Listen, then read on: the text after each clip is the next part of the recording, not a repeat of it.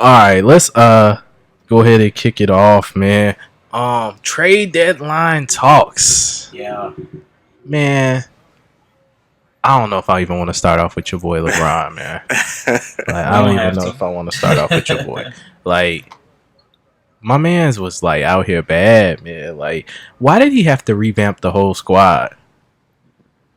Like, I don't know. Okay, I'm not even gonna start there. We'll get there because our LeBron fans seem to be very vocal. But so do you think what teams do you think got what they needed to get over the hump, if any? Because I don't think anybody got what they needed to get over. I think Houston did. I think Houston did. And what did Houston they get? Got better. I don't think they got over the hump. I think Joe Johnson is good. That's a big pickup, especially off the bench. They got a big too. They got a big. I can't remember who it is.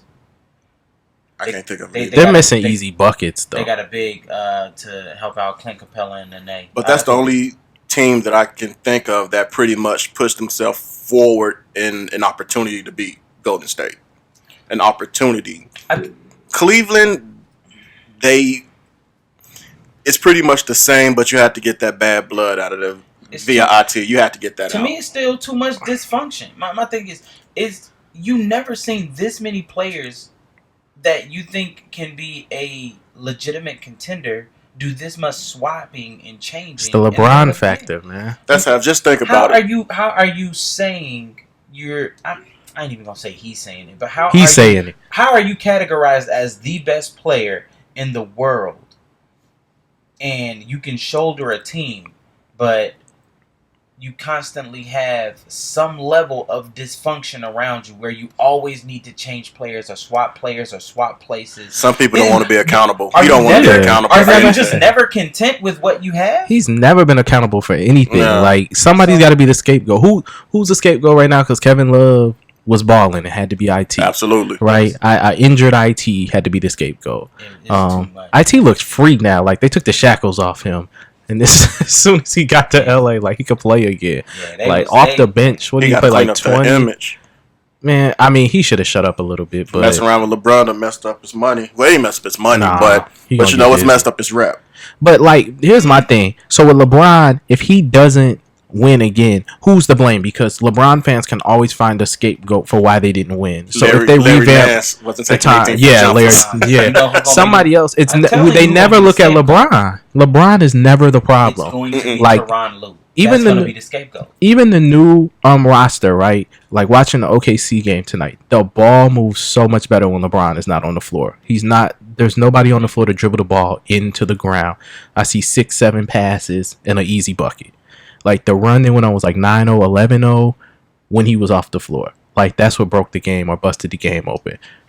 Like, when are we going to ever just sit back and say LeBron is the problem? Like, it's okay to say LeBron is the problem. Like, LeBron hinders himself the most, and there is no accountability. I agree with that.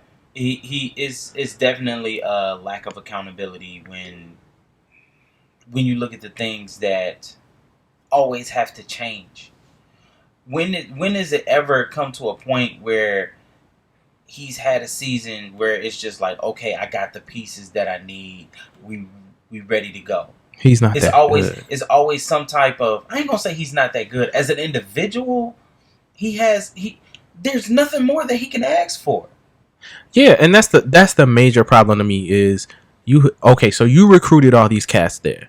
Yeah. Then you threw the general manager under the bus when y'all lose him. I'm not the GM. You try to be all summer, every summer. Yeah. Like, every summer you're the G. Such and such better get re-signed. I want this dude. I want that dude. You have the most free agent players, like, ever play around you. Like, I agree. You every year you want to put all the NBA All-Stars and former, all league players on one squad, and then you can't make it work. So everybody gotta go. Like, you're the problem in the situation. Like, we have to just acknowledge that you're the problem. Like, and after you lose this year, it's probably going to be they're young. they're so young, they weren't ready for the spotlight or something like that. But he's not gonna. I just want to see now, does he take those end of the game shots? Like losing Dwayne Wade in this situation is probably the biggest issue to me. Like I think all the other moves are pretty decent moves, but he doesn't have a closer on the squad with him. And I think Clarkson would take that shot before LeBron take it. He'll take it. Dub was just saying, like he'll take it, but I don't know with what consistency he'll hit. Oh, it's not gonna be. JR will take it, but JR has Russell Westbrook syndrome, where he's just so anxious to take the shot. True. That he gonna take any shot. Yeah, because I was reading some numbers on LeBron. Rodney would take that shot. Who? Rodney he'll take it too. Yeah. He could probably. I'll take Rodney Hood over everybody else. Yeah. Like, because he's hit some big game winners. Yep. At every level, like Mississippi State, Duke, Utah, like the boy could play. But like LeBron's like 10% in clutch shots when they're down or tied. 10% for his career. He doesn't take a lot of them. He's scared. That's the main well, you thing. saw how he was acting. When was that? Sunday or Saturday? Yeah, dog. I think we was talking in the group chat. Like he was like, "Why is he so excited? Like he won the title?" I said, "He's in shock. He doesn't do this often." Man. This ain't his thing. Kobe would have gave him a fist pump and walked off that joint. That's what you Mike do. would have gave him a fist pump and walked off. But I will say one thing that I was impressed with him that he never does. He took the shot that was tied and missed. But usually when he comes back the second time, he doesn't want to take the shot again. That's true. That's very true. If they're tied or up, he's okay with taking the shot. But then if he misses that, then he's not taking it anymore. And they got an OT, and he was okay with taking the shot. I was so shocked that the play was ran for him, and he actually didn't try to. I guess he didn't have enough time to try to throw the ball elsewhere either. But I ain't gonna take away that much credit from him. I think he wanted it that time. Yeah. Well, Jimmy was going back and forth with him, so he had to take that. Jimmy there was so many bad possessions with Jimmy, man. Like that was what was frustrating me. I think I was tweeting like angry, like, can we just play through Towns and let him get y'all a good shot? Because for some reason, in the last 5 minutes of games, they don't let Towns touch the ball. Yeah. Like he was eating that game night against too. Chicago. He didn't really touch. Yeah, he got it wasn't even foul trouble. He got a quick couple of fouls early. Then it's like his whole mode was gone. Tim was talking about him. It was bad. It was a bad look, man. He was tentative the whole night. Riding him all game. So what do we think as far as like, okay, now we have to pick the Eastern Conference and Western Conference Finals. Who's there for you guys? I still don't see Cleveland. Give me who you see there. I'm gonna just go. I'll start it off. Western Conference, obviously, I think it's going to be Golden State and Houston. I'm with you on that. Golden State and Houston. Only thing that could throw a monkey wrench in that is Kawhi's return. Because I don't think OKC doesn't have the wing players defensively anymore with the injuries they have to really defend at a high level. And you're not going to be either one of those teams without defending the wings well. And then I was saying the Eastern Conference, it's really a toss-up. I know I have Cleveland there because the youth movement. Oh, in the Eastern Conference Finals, I have them there. I don't have them. I got Cleveland there. The finals. The youth movement is good defensively as well as they cut and move off the ball well for LeBron. So I see them scoring enough points and defending well enough to make it. But it's really a toss-up between Boston and Toronto for me. Yeah. Boston should have grabbed a better big. Their front court, they need someone else. Well, I think they're gonna have to. They grabbed Monroe. They need someone else. He doesn't play any defense. They need someone else. But I think he's gonna get them easy buckets. Like I would have loved to see like a Houston or somebody grab him because in the playoffs he's gonna be effective. Now in the regular season he's gonna look out of place, but when the possessions are limited and things like that, you can throw the ball down to Greg Monroe and get 8 to 10 points that you need. I would have liked to have seen him go to Portland. That's where I wanted him to go. I don't think they win anything in Portland. Like I think he's trying to go someplace that's going to win now. Portland need wings. I think Portland needs some interior scoring.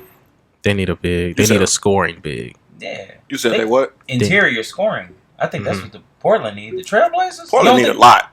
Nah, I think they need that, and they need to get back what they lost in Allen Crabbe, which is a 3 that can guard the best player on 1 through 3 every night. So I'm with you in that aspect. If you so a wing defender, but I think they got some solid spot up shooters. Obviously, you got CJ and Dame, who's scoring out of your backcourt. Right. You got Sebastian Napier, who's a firecracker right off the bench. Yeah. He could come in, he could facilitate, he could score right away. When Miles gets back, I mean, they have him to stretch the floor. Yeah.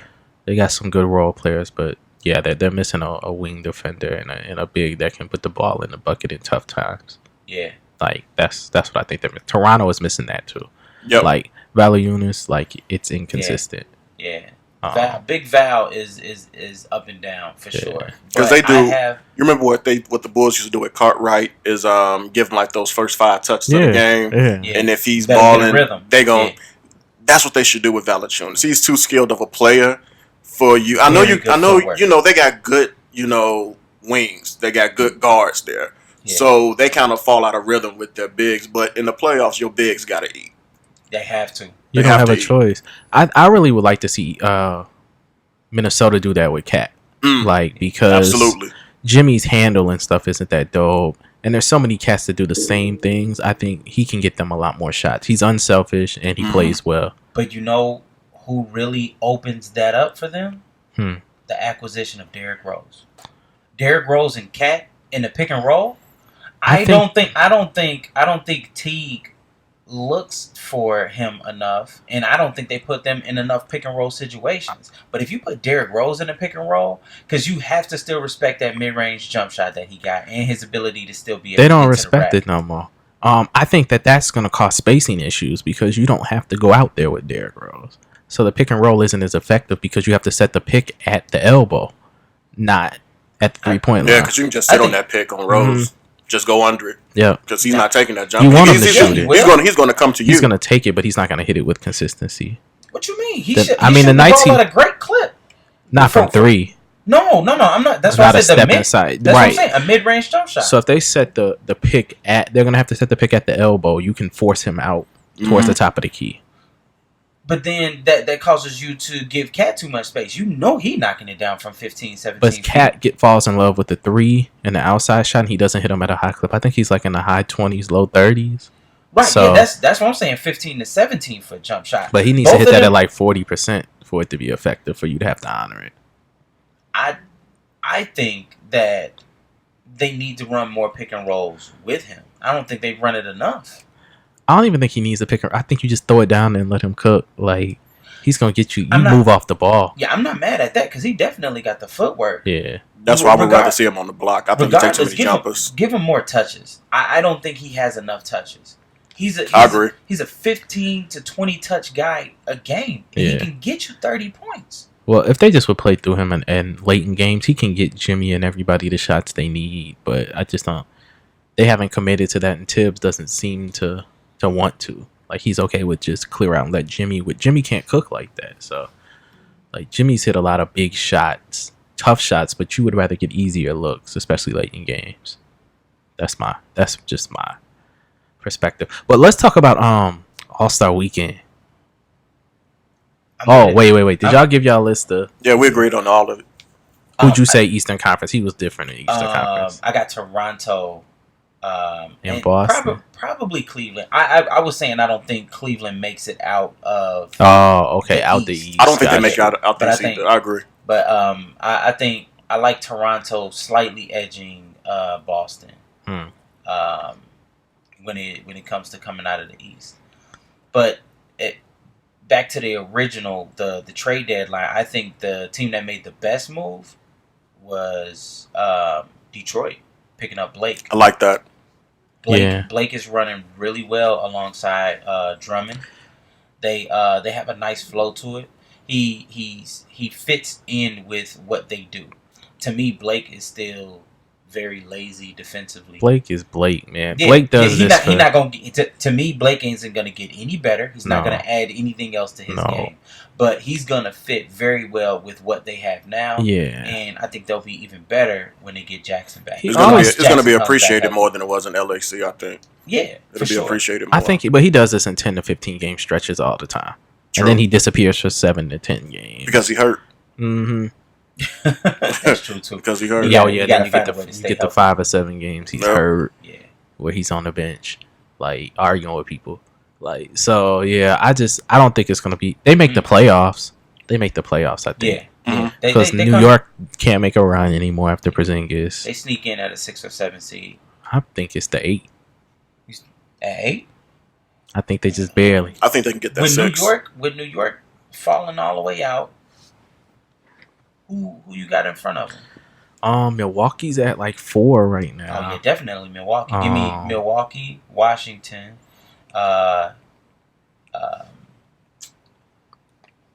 Cleveland. So in front of them Toronto, right now, Toronto, Boston. Yeah, Miami,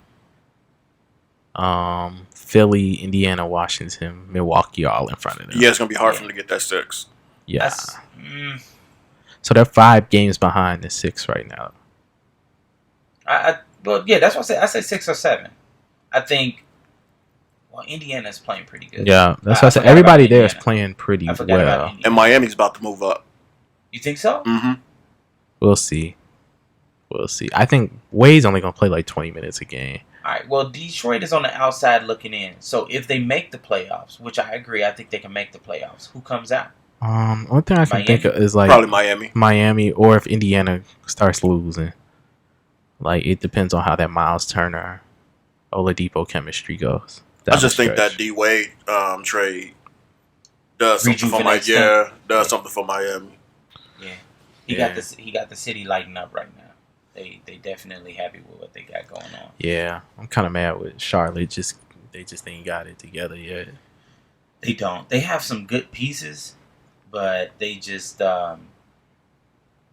I think they struggle with identity issues too. Yeah. Then he was trying to move Kemba. Yeah, and I think they forced too much trying to play through run sets for Dwight Howard. If I have Dwight Howard on any of my teams, I'm never running a set for him. No, Dwight need to be Taj Gibson. Yeah, he can't. And be happy doing that. You don't run a set that for somebody who don't have a move. Exactly. Yeah. Unless it's a lob. Yeah. Unless I'm tossing this man a lob at the basket, I'm not running nothing for Dwight Howard. He's offensively non-existent. Yeah. Unless it's a tip dunk or a lob, my man ain't getting no bucket. He doesn't believe at this point in his career, he's a low rate energy guy. Yeah. You get your buckets off blocks. Right. I mean, not blocks, off rebounds and dirty points. On the defensive end, I still hold him as a pretty solid player. He's been well this year on defensive. Yeah, on the defensive end, I still hold him in a pretty high regard. Offensively, trash. I ain't checking for Dwight Howard on the offensive end at all. I would never find out what Clint Capella doing, and you do that. Yeah, that's what you do. Exactly. All he's doing is what he did in 04. That's what he needs to do. Move the ball. You got guys who can move the ball over there. So I don't know.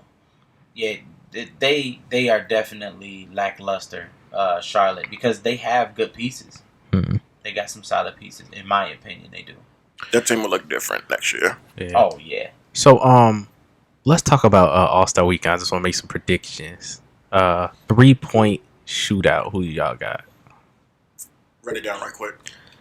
Eric Gordon, Clay, Brad Beal, Paul George, Lowry. Wayne Ellington is my dark Wayne horse. Ellington, Devin Booker, Tobias Harris. I like. It's hard to not. I'm gonna say Gordon Clay, repeat. Dog. It's hard to not go Clay. I'm gonna say Gordon repeat. Who you got? I like Wayne Ellington. I'm still gonna go Clay. Taking a young boy, Booker. Okay, coming out party. Yeah. Booker representing for the light skins. Yeah. Got to do it for the light skins. That's why I picked Clay. Keep telling yourself. I'm sorry. My bad, man. I'm sorry. Mookie Blaylock ain't in there. Tony Snell, we need to get you. No, man. That's midnight. That's purple. That's purple. No, man. No. Snell missed the first 2 racks. That's Day of the Geechee Black, man. The Day of the Geechee is over. Nah, man. Oh man, dog. All right, that's what y'all got. Y'all sticking to it. Yeah, I'm going Okay. Clay. Eric Gordon. I'm going Clay. All right. Eric Gordon ain't a bad pick. Eric Gordon for the repeat. That's actually a nice pick. Still going Clay. Y'all know I don't be wrong with these picks, man. I.e. NFL playoffs. That was an easy one. I started coming back. Yeah, you started. Sorta. What you got, B? Dunk field. Who y'all taking with the dunks? Who in it? Spider Mitchell. Donovan. Nance Jr. Let me look. Who else is in there? Oladipo. My boy, the rookie, Smith. And Oladipo, Smith. right? Yeah, Dennis Smith and Oladipo. Yeah. I'm going to roll between Oladipo and Dennis Smith. I'm going D. Smith. I'm going to go D. Smith, too. I'm going D. Smith, man. That he all of the guys can dunk. I don't know if anybody has the flair that Dennis Smith Jr. has. Donovan wins a lot of these, so I'm going Mitchell. I'm not mad at that. I think he's a better in-game dunker. But he gets his dunks down in dunk contests, like even in high school, like Under Armour and stuff like he always makes his dunks. So that definitely helps. You got to make the joints. So because I think Nance is going to fall into that Amari mode. Amari has some dope dunks this year, but he was just too. Oladipo's going to bring the showmanship though. He could steal the show. He got to redeem himself from when he was in it the first time. He got off for the first. Yeah, he just missed the one. Like he missed a lot. He missed a lot of those dunks. If my mind serves me right. You think Nan's gonna pay homage to his pop? He got to. He gonna rock the cradle in 2 balls. I bet he. Yeah. He has to, and put on the throwback shirt. And he got the Cleveland joint. Let's do it. Nance could steal the show. Big dudes is hard though. Dwight's the only dude I really liked. Yeah, like they did it, but he did so much crazy stuff. Yeah. Who y'all got? JaVale McGee has some dope dunks too. Yeah, he's just so big. Yeah. It didn't even look that pretty. Like, MVP at All-Star game. I'm going Dame. I feel like he got too much to prove. He ain't coming off the bench though. He ain't gonna play them last. Don't matter. I think when he come in, he gonna be so Russ nice. it. Yeah, I think it's gonna be Russ. No, I pray it's not Russ or LeBron. That's remember Russ? Yeah, but Russ. That means he's gonna take the first 10 shots when he gets in the game. Like he loses his mind when he didn't. Because the rest of them, they too buddy. They, high five for you doing this. I'm taking Kyrie. High five for you doing. Kyrie. I'm taking Kyrie. I think I ain't mad at that, but I think Russ gonna get that. I hope Dame get it, man. I want Dame. Kyrie. He's telling himself he was the last one picked. Yeah, he was trying to, but they told him he wasn't. He calmed down. He don't believe it. Oh, and that's why I'm taking Dame. Is because Dame got to get high. But Dame, even in the ones he was in before, he's never that truly aggressive. You know. But look at how long it was. What was that? Like 3 years ago? Dame was in there. Yeah. I think his level of aggressiveness is totally different. The bench only get about maybe 15, 20 minutes. Yeah, his shot gonna have to fall early. Not if you putting up buckets. Yeah, if you put up, they'll put you in. What was that? When Paul George was coming out. What was that? Paul George had almost 40. Yeah, off the bench. Yep. Yeah, so if you coming out, he was killing that night. Yeah, watch Dame finna cook, man. Dame Dollar MVP. Nah, bro. Dame Dollar. Nah, ain't gonna do it in the babes. Bro. Nah, ain't gonna do it in the babes. Nah, watch. Bro. All right, man. Just know I said it here first. Xtra Mild Sauce Podcast. I hope if he does it in the Bapes, I'll be happy though. Let me hurry up and get a pair of them. Them is super limited. Man, skills challenge. I don't even be caring about the skills challenge. Hey, I only reason I said this because we got a Chicago boy in there. I'm gonna say Lowry wins. Lowry. That's what I said. Y'all so biased. Because I don't care about the skills challenge. Lowry marketing. Y'all always think like. Anything Bulls, y'all just look at like this super season. We don't get there. Y'all act like the Bulls in the playoffs in the group chat. Y'all act like the Bulls like finisher. 4 seed. Yeah, the finisher. Nah, man. Lowry marketing. Just remember, the Bulls only 2 games ahead of the Suns. That's all I have to say. That's where we want to be. Like y'all, let's get both of them lottery joints. Let's get both of them lottery joints. That's gonna be right where we want them. Nah, bro. Y'all be sick. We finna get to 40. No, y'all not, bro. Y'all are not getting nowhere. Like we'll see. Y'all the Suns 2.0 right now. Nah, we look better than that, man. Nah, they got Devin Booker. They look better than me. And hopefully they get Trae Young in this draft, and then it's really gonna be a problem. Whatever. What's next? Bulls all day. Hater.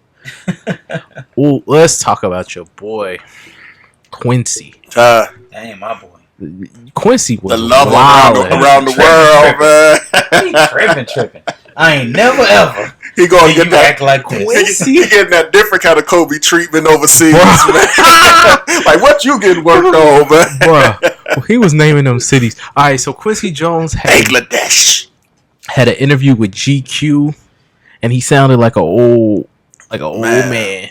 He rambled all over the place, but it was very entertaining. He was so sporadic. Quincy Jones is the Doseki. What's the bit of Doseki? Yeah. Man, Buddy was talking about getting stabbed with ice picks in Chicago. Wow. But I'm just gonna say, we just have to get to it. I'm just gonna say, there's a few points that I'm like, what is Blood talking about, man?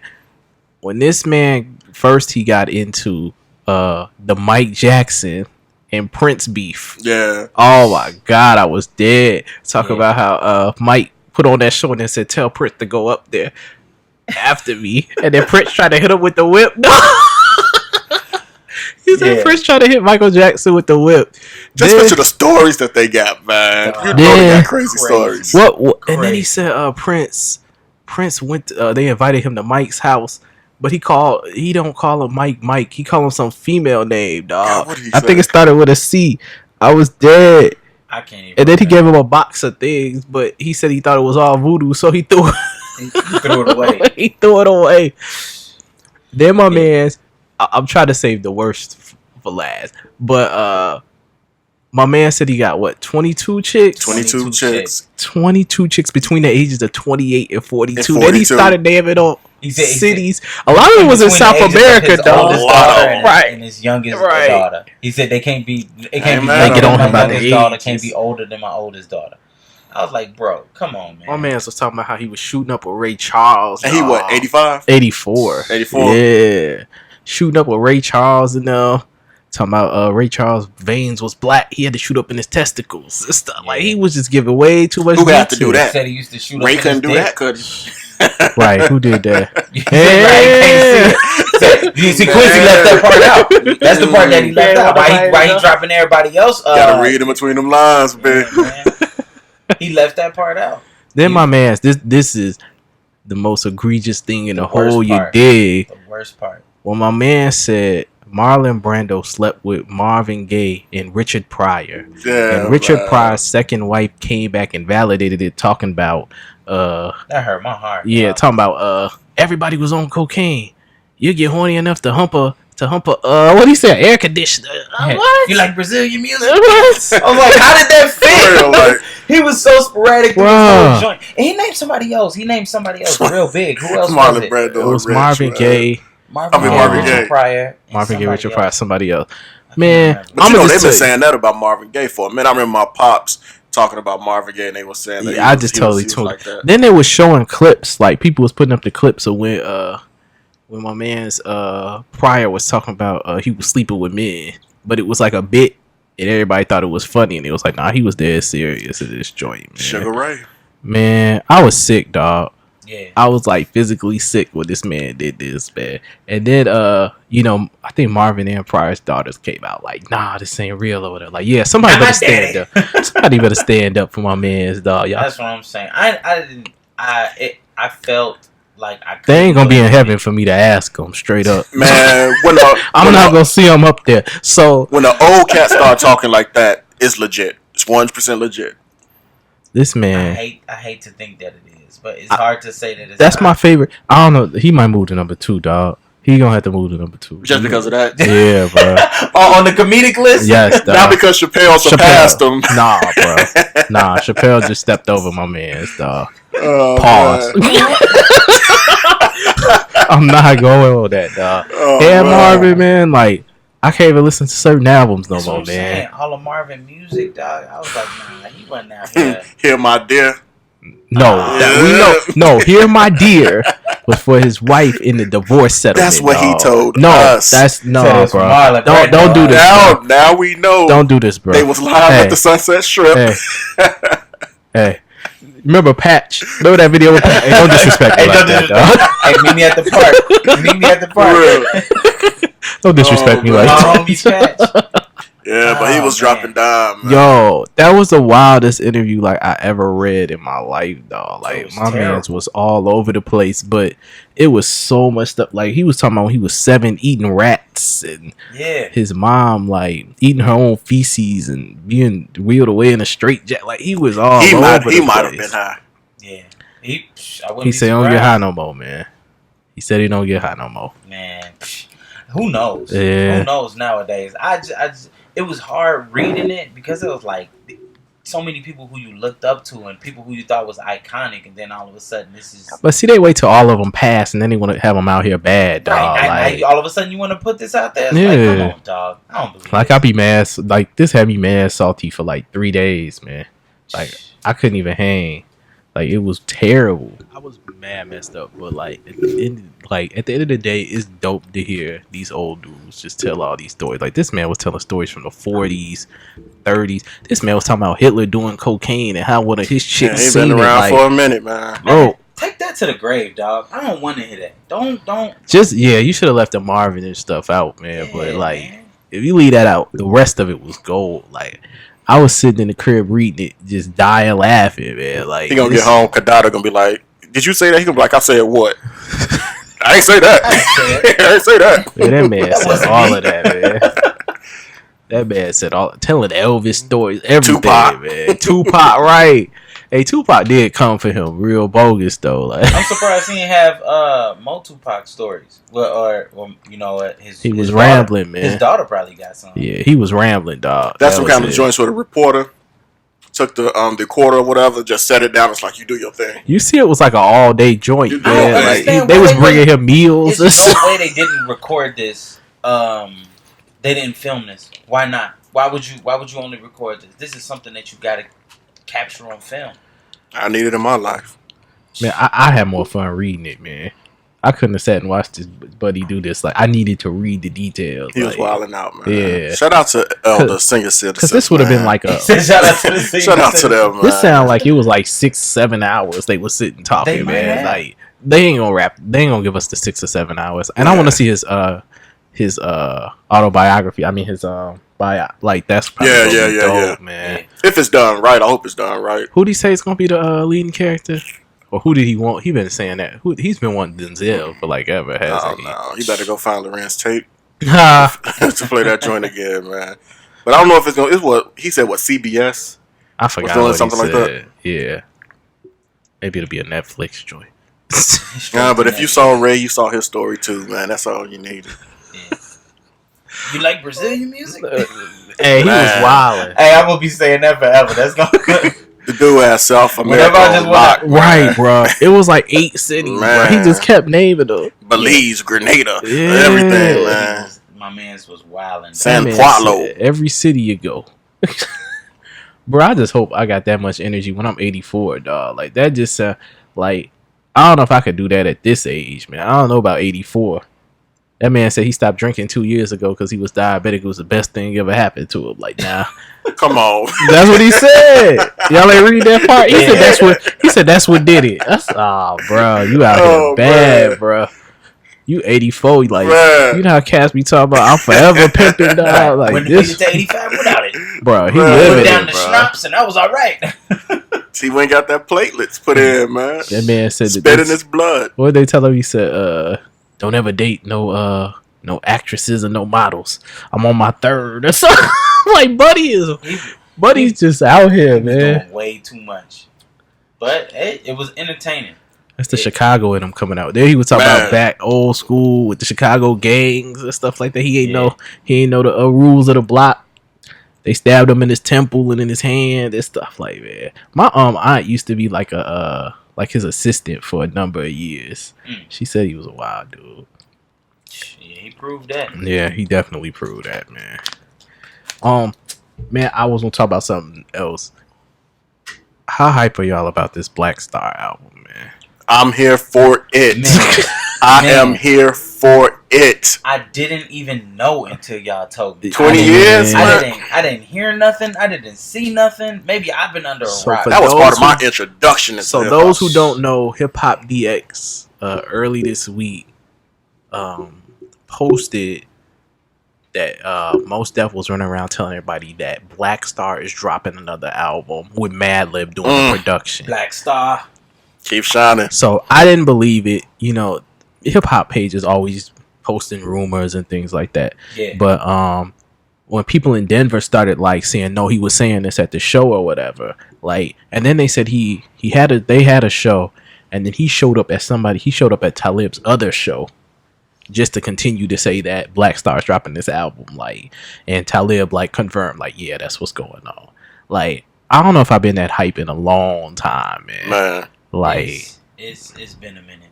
Like the first album is a classic. Oh, like you can still play that joint today. Like no skips, right? No skips. That's what I'm saying, front to back. But who they bring along for the ride in this joint, man? Like who should be featured on this joint? You gotta bring people who mesh well with. I don't want to see a lot of new school cats, man. You don't need to. I don't.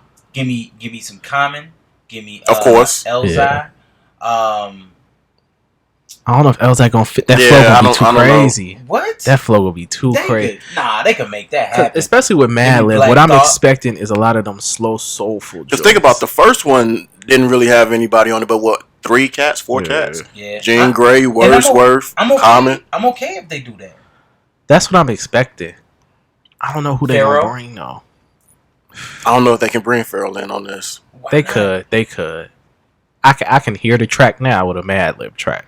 I just want them two going bar for bar, man. And if that's all we get, that's what I want, man. I don't need to hear Kendrick on it.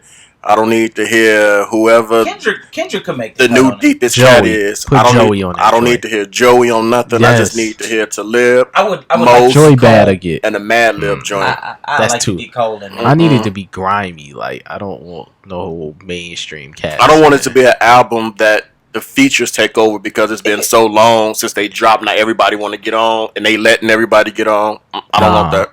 And seeing them, they probably won't even. They'll probably have like 2 features. And I'm cool with that. Common and whoever. Fonte maybe. Who knows? Don't do that. Because that will work. I'll be way too excited. That'll work. Because he'll fit no matter what it is. But don't do that, man. You mess around and get the whole little brother on that joint. No, we don't want the whole little brother on that joint, man. Why not? We don't need to bring them back together, man. A Fonte verse. Like, I've already heard a track with Fonte, Talib, and Mos, and it was ignorant, man. It was ignorant. And Pooh couldn't swing with them, man. Well, I'm not. He had a great verse, but he didn't swing like that. He's never gonna be able to. I'm just talking about the compilation of them. If you're talking about pitting them against each other, then hell, he never gonna be in the ring with them dudes. I don't even want them to do that, man. That's not. I think it's gonna take away from that nostalgia for me. Like that's why I said if they throw some cats, I only want like 2 or 3 features. Like, because this is gonna be. I'm just waiting for this classic. Like, this might be album of the year. I don't want to hype it too much, but I don't know. Like, it could be. It could be. It's some other people who especially with Madlib on the production. Like that's the thing I'm worried about because both of them pick spotty production joints. But I think it's gonna be a solid album. Like I don't know if anybody gonna be able to touch this year. Well, I wonder why High Tech. Why they wouldn't? I wonder what's up with High Tech. Is he busy or? I bet you he gets 1 or 2 joints. He has to, man. I hope so. It's probably gonna be like a 12 joint. If this is supposed to drop this year. It's only one other drop that's supposed to come out this year that I would look for over Blackstar, and that's Nas. I'm here for Black Thought before Nas. I mean, not Black Thought, Blackstar. No, give me Escobar Season all day. I'm probably here for Blackstar before Nas. Yeah, because you got stuff you can listen to from Nas. We got one album from Blackstar that I can go back to. He gave us a lot of classics. Yep. We only got one Blackstar album. One. You absolutely right. I was listening to Life is Good this week. Yeah, that's a great album. It is, dog. It definitely is. Yeah, but Blackstar. I guess there's about 5 albums that I'm really hype about this year. Dipset. I'm not even super hype about that. I'm hype about Dipset. I'm kind of with the 2 joints that we didn't heard. I'm ready for it. I'm ready for it, but I ain't super hype. Blackstar.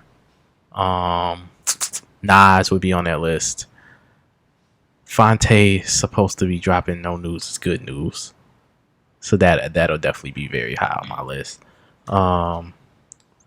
Man, I want to hear just a couple of follow-up projects too, but I don't know if we'll get them. I really want to hear like this TDE joint. That would be great too. They got a compilation. Get the Black Panther album. I wasn't big on it. We'll get to that next week, man. We'll get to that TDE. Next week. We'll address all things Black Panther. Huey Newton even included, bro. The whole Huey show. Fred Hampton, everything Black Power, everything Black Panther. They got a new biopic coming up about Huey P. For real? Yeah. I can't remember what it's called. I don't like that one joint where Buddy's just acting like him sitting on the stage. That was dope, man. Roger Guinevere Smith. Man, that was dope, man. I ain't like. You ever seen that? He said it was like a stage play, but he's portraying Huey, and he's going through the stages of him. He did a good job. It was dope, man. He was so much like Huey. It was dope. That part was dope, but I just didn't like it. Okay. Like I felt like there were certain portions I wanted him to delve deeper into. Directed. Yeah. 40 Acres and a Mule.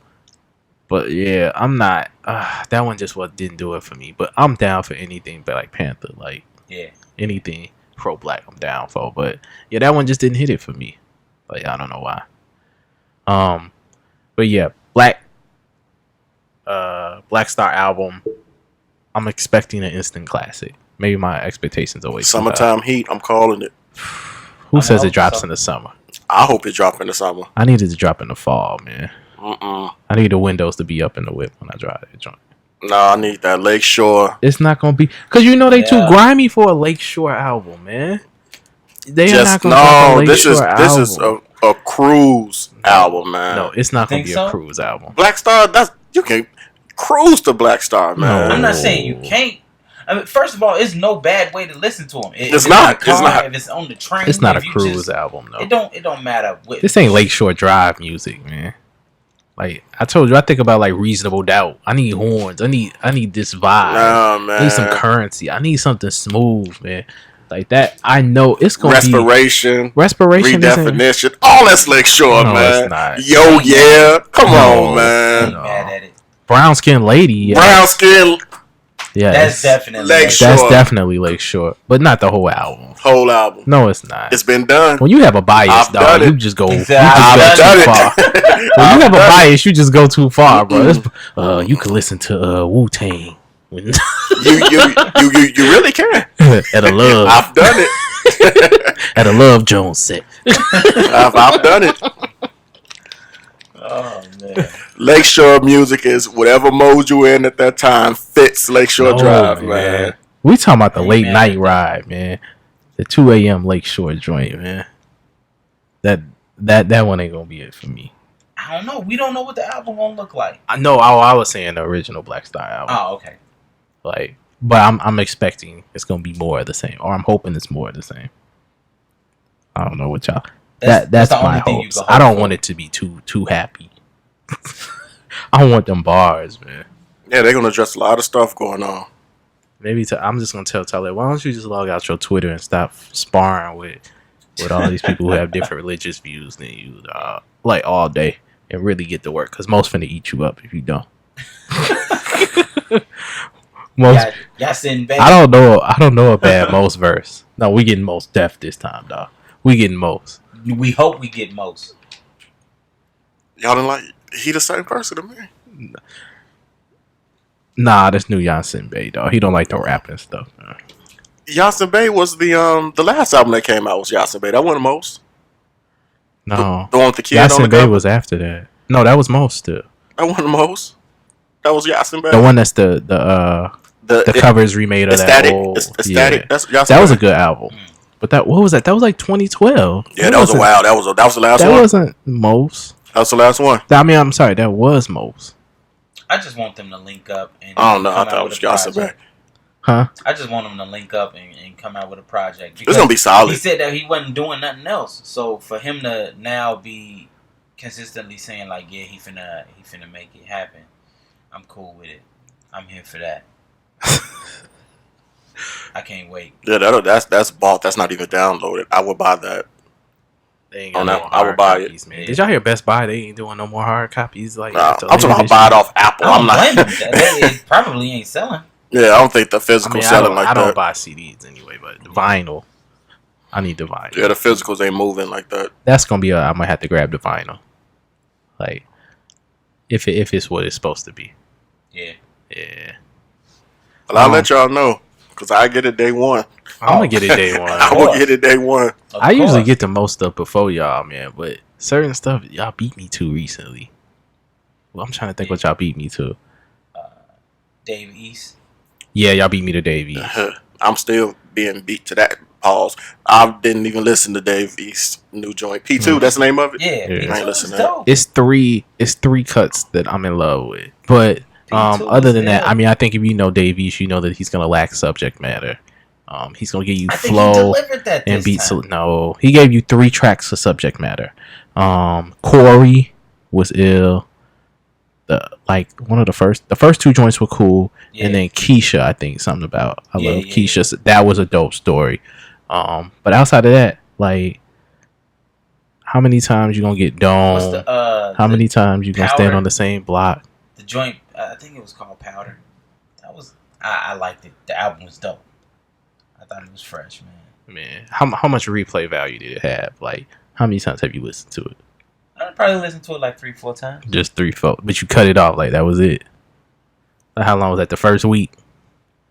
Nah, I mean, it ain't have Sci-Hi power for you, huh? That was the album of the year, though. So, I'm just saying. Hey, like, did it have? Most albums ain't got Sci-Hi power. Did it have? I'm trying to think of somebody else you was feeling like that. Did it have Wu-Tang power? Nah. Nah. And that was. So yeah, that's what I'm saying. It's not one. I dig that. I mean, but it's early in the year. It's not nothing I can just sit and listen to consistently. Steph ain't messed with it. No. It's not that much different than P1, dog. I don't think I got into nothing new this year. I just got into Evidence album. Sky Zoo was good. Sky Zoo was good. Sky Zoo was good. Sky Zoo was good. Decent. I think that may have been the only one this year so far. Sky Zoo. What else dropped? Well, I know we just talked about the Black Panther. Culture 2. Culture 2. Check for Culture 1. Album of the year. Checking for Culture 2. Did you hear that they said that they are the best group of all time? Like, I heard that mess, man. Like Busy Bones. They're busy have to learn them something, man. Busy got busy, though. Yeah.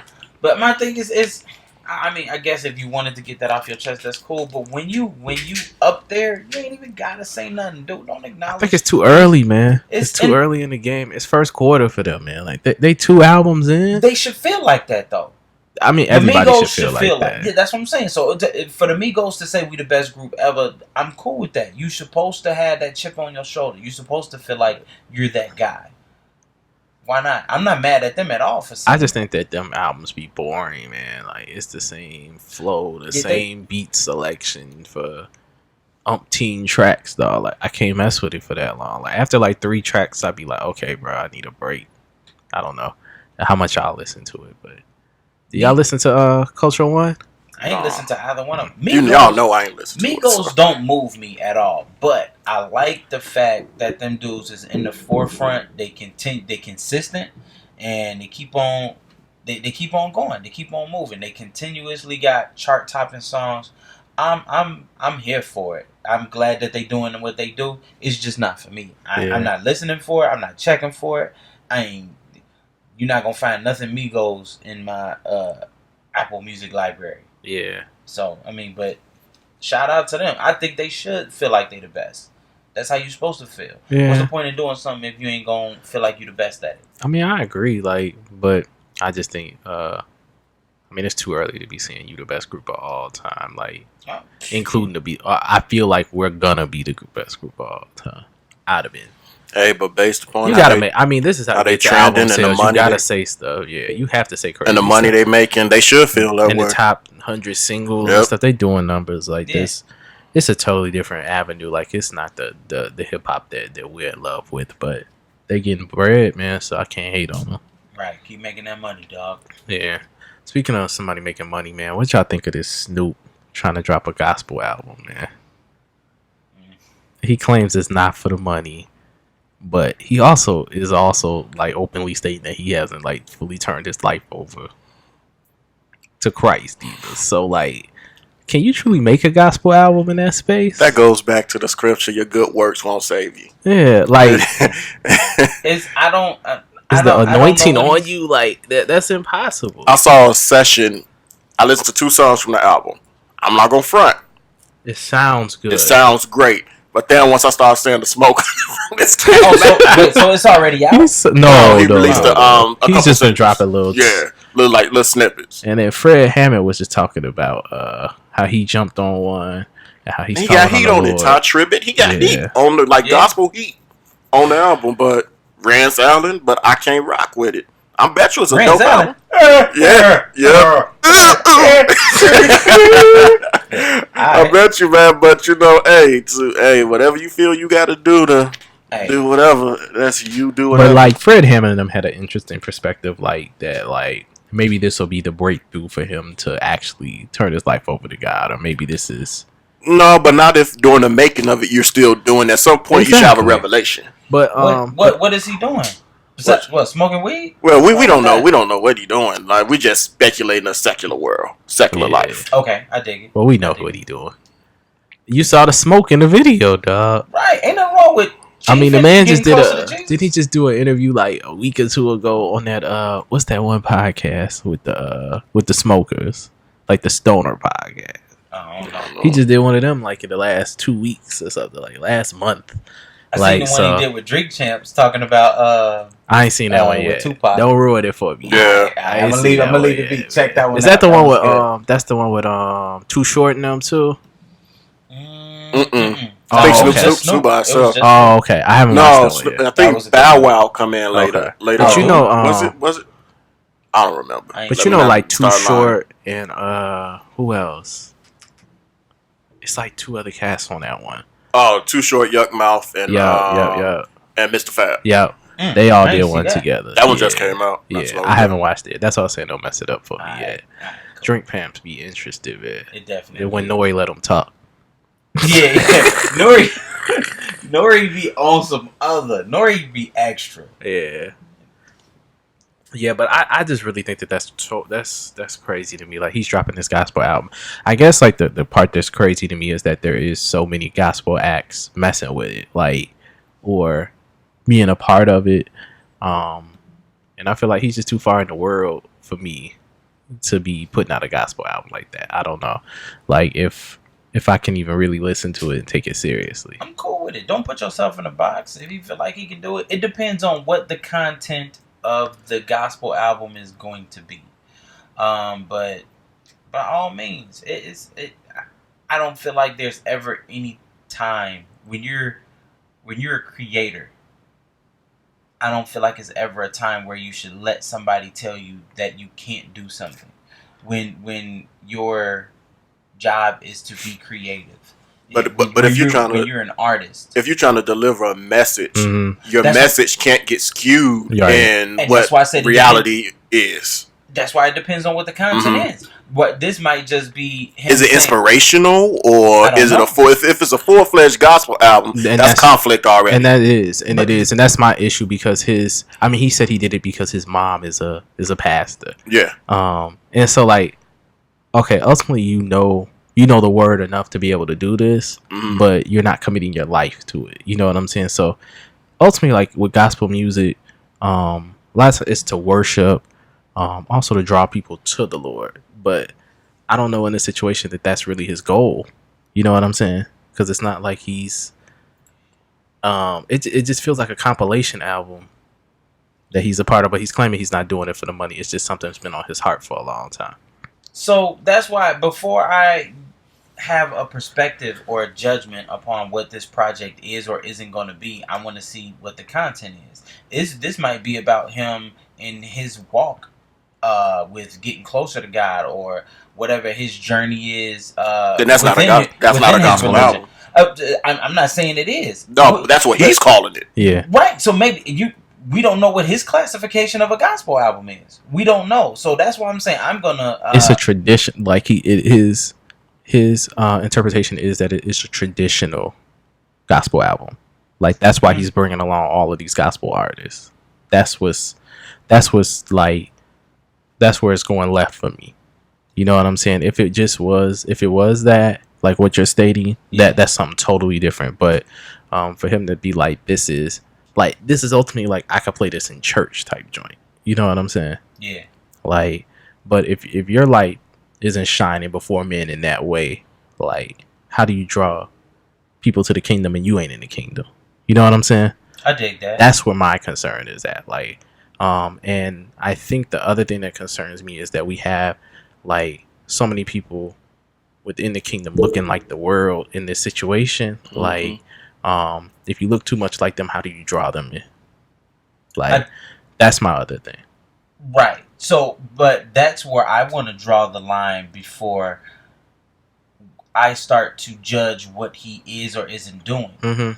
because first of all, I don't know what his day-to-day activities is, and I mean, only thing we can speak to is things that he's said and done previously. Right, and we're not to judge anyone's walk at all, but I'm just my concern. Yeah, I feel you. So on the flip side of that is until we figure out or see whatever this project is, whether it's a gospel project or if it's just his perspective or his journey, who knows what it's gonna be.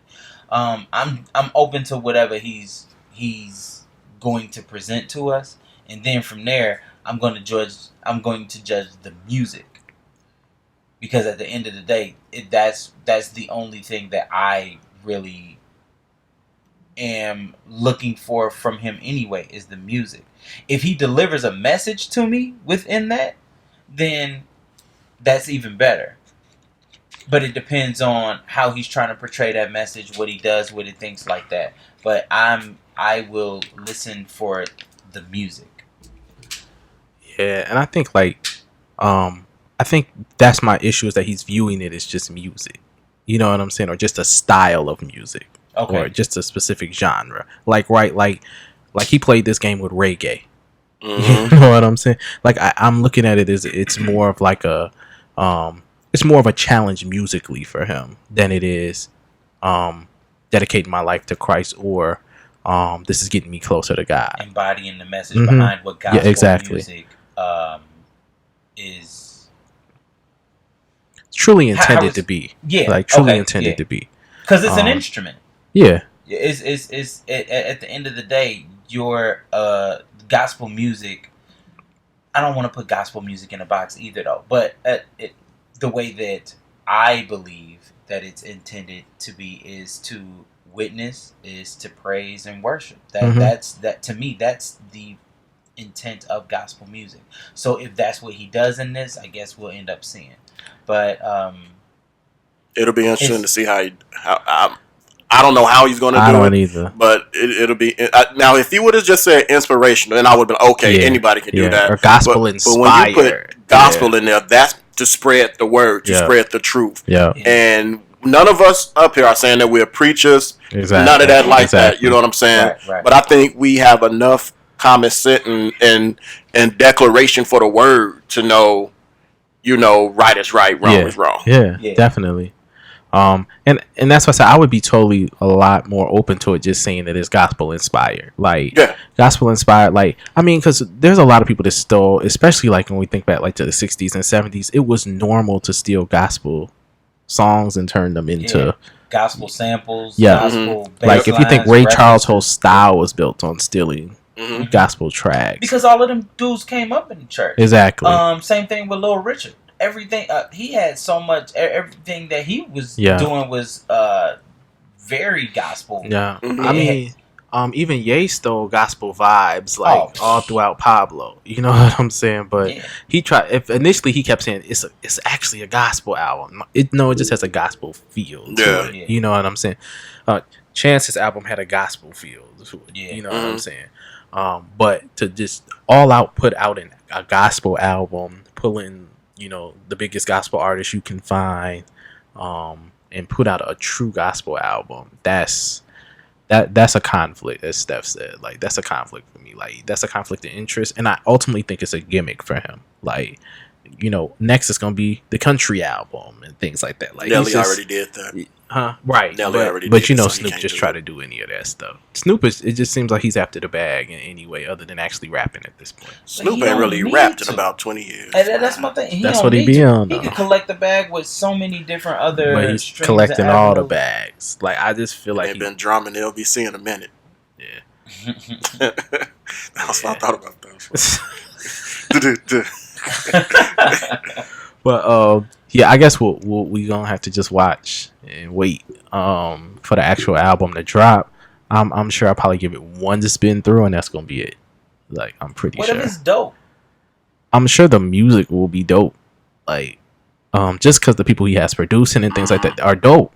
Yep. Like, I know the vibe is gonna be dope because the people he put together, like, are anointed. You know what I'm saying? But like, that doesn't mean that he is. So, And I don't, also with Snoop, like even on the tracks that he probably isn't actually totally a part of, like like we're gonna hear his voice on throughout the album. I just feel like he's gonna come in and feel the need to say certain things that probably aren't gonna align with his lifestyle.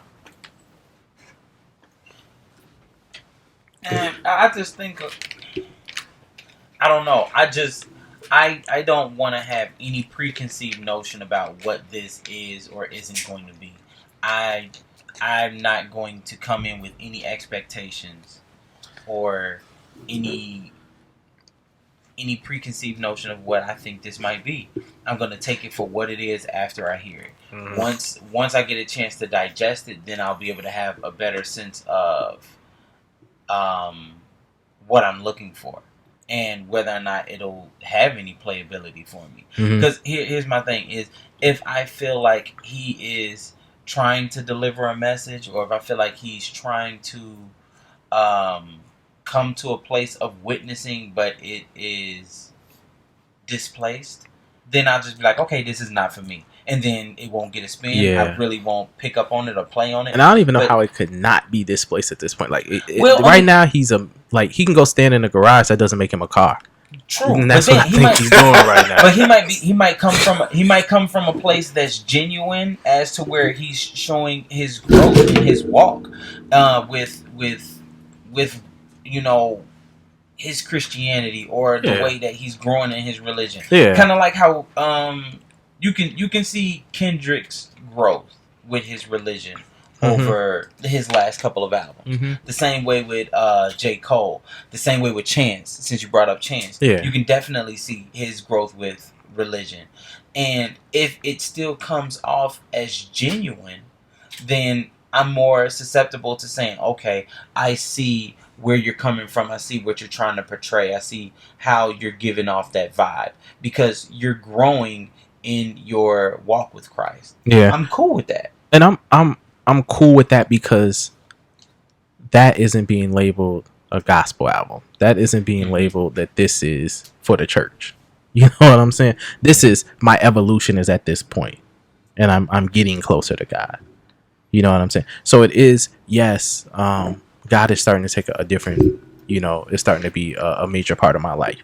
Or there's some things I'm struggling with, like in Kendrick's, from Kendrick's point of view. There's some things I'm struggling with, and they're starting to make sense to me.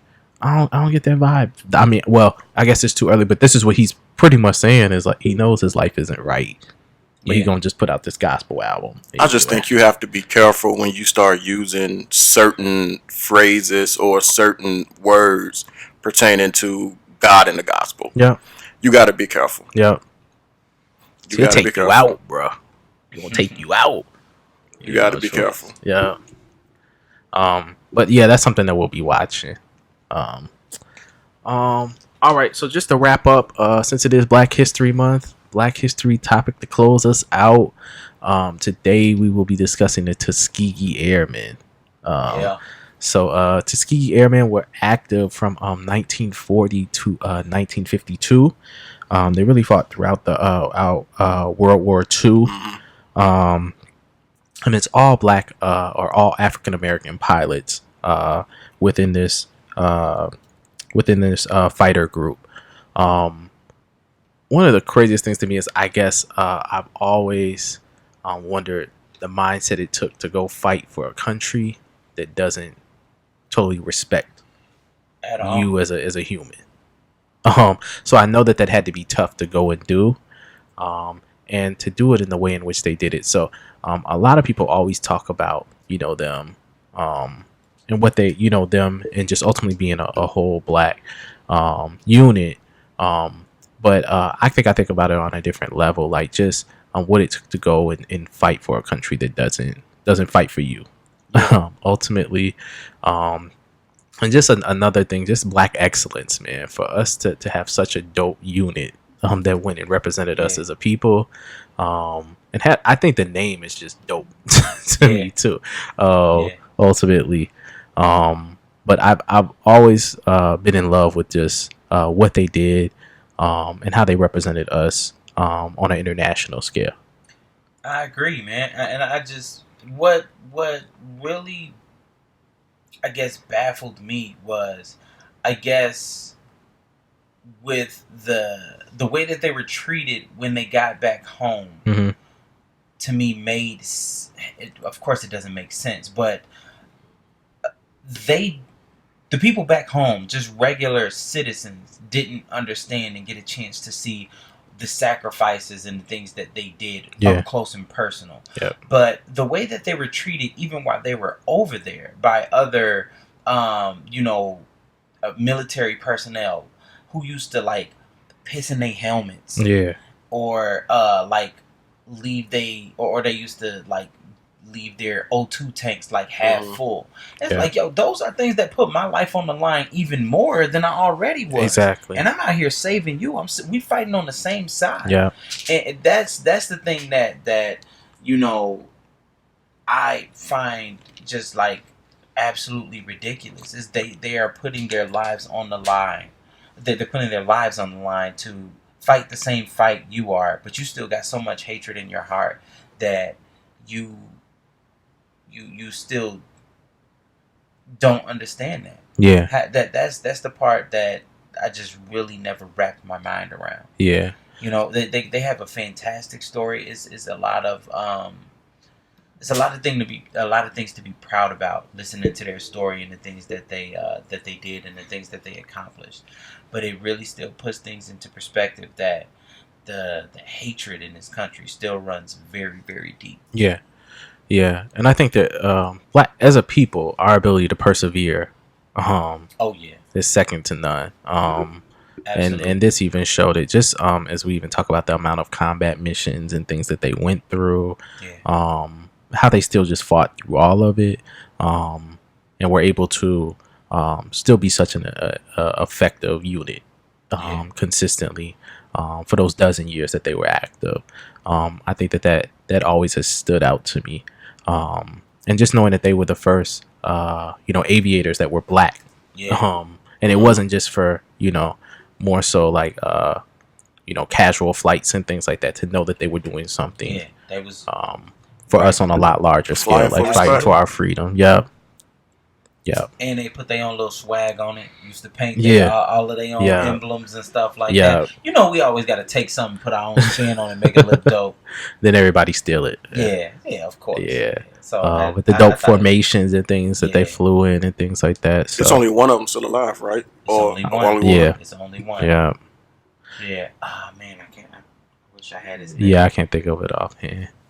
But yeah, we are forever thankful just for what they did for us, what they did for this country, and what they did for us as a people. So just wanted to make sure that we gave a nod to them today.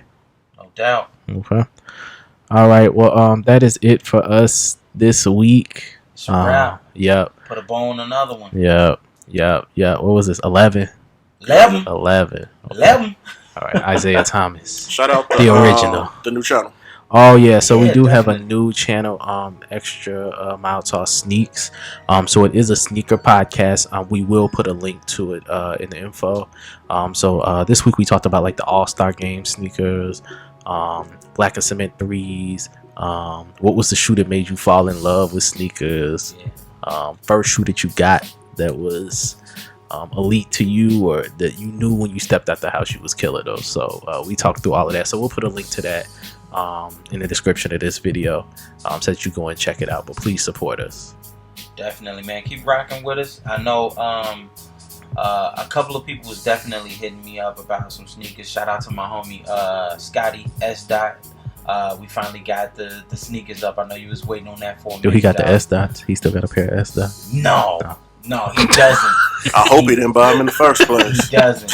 Yo, them sold out like hotcakes, bruh. Cash it out. But yes, people buy never mind. That's half of the sneaker culture now. They buy what's hyped. They buy what's hyped.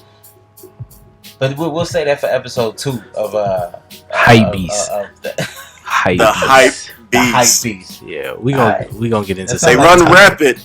He needs to make an album about that. What? Hype Beast. He want to make an album about something. Make an album about that. Yeah. Since you just picking stuff out. Tell him why you mad, Stuff.